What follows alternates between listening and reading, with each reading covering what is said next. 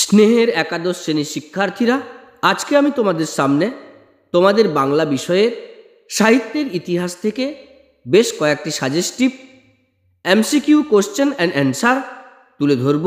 অবশ্যই তোমরা মনোযোগ দিয়ে শুনবে আর শেয়ারের মধ্য দিয়ে বন্ধুদের শুনতে সাহায্য করে দেবে। শুরু করছি আমি সাহিত্যের ইতিহাস থেকে। প্রথমত প্রাচীন যুগ। আজকে এই প্রাচীন যুগ থেকে 2024 শিক্ষাবর্ষে বেশ কয়েকটি suggestive MCQ question and answer তুলে ধরব।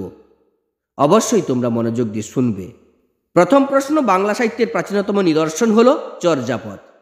চর্যাপদের পুঁথিটি আবিষ্কৃত হয়েছিল 1907 খ্রিস্টাব্দে। চর্যাপদ প্রকাশিত হয়েছিল 1000 বছরের পুরানো বাংলা ভাষায় বৌদ্ধ গান ও দোহা নামে। চর্যার তিব্বতী অনুবাদ আবিষ্কার করেন প্রবোধচন্দ্র বাগচি।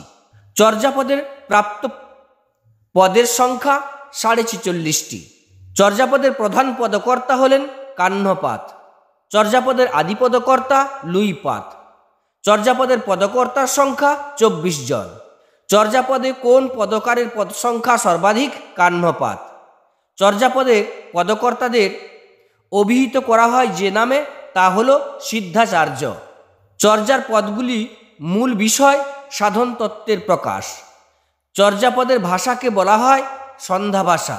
চর্যাপদের টিকা সংস্কৃত ভাষায় লিখেছিলেন মুনিদত্ত।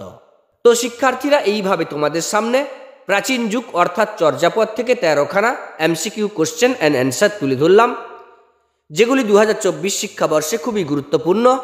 অবশ্যই তোমরা এগুলোকে ফলো করবে, তোমরা সফলতা অবশ্যই পাবে।